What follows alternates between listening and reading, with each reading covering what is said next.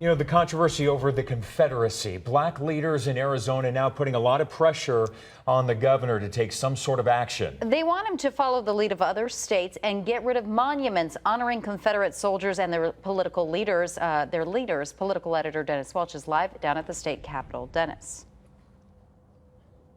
Yeah, and right now we're in Wesley Bolin Plaza, and if you're not familiar with this area around the Capitol, this is an area where there are a lot of monuments, everything from World War II to the victims of 9/11. But today the controversy really surrounding this memorial right here behind me. Now you can see this is the dedication to the Arizona Confederate troops. It was erected back in 1961, and black leaders today are saying that's long enough, that this needs to go away. To many African Americans, the Confederate flag is a symbol of racial terrorism. Black leaders from across the valley demanding Governor Ducey tear down Arizona's Confederate monuments.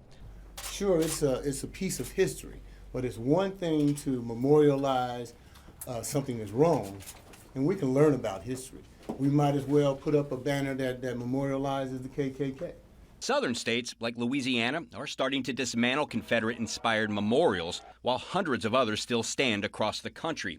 Here in Arizona, there are 6 memorials and geographic landmarks on state land dedicated to the Confederacy, like this one across the street from the Capitol that was sponsored by the Daughters of the Confederacy.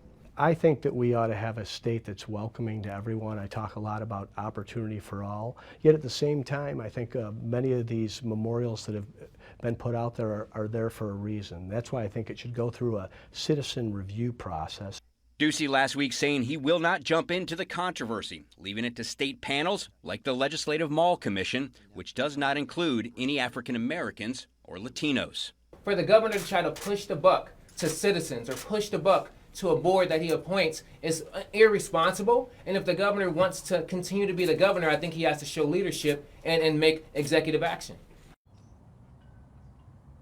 Now, there's one other part about this monument that I do want to show you here. It's at the bottom. It says, "A nation that forgets its past has no future." Now, supporters of this monument say that is the reason you need to keep these alive. You can't take them down because you're erasing history. But again, some of the leaders that we talked to today said you can teach about the Confederacy in a textbook. In Phoenix, Dennis Welch, 3TV.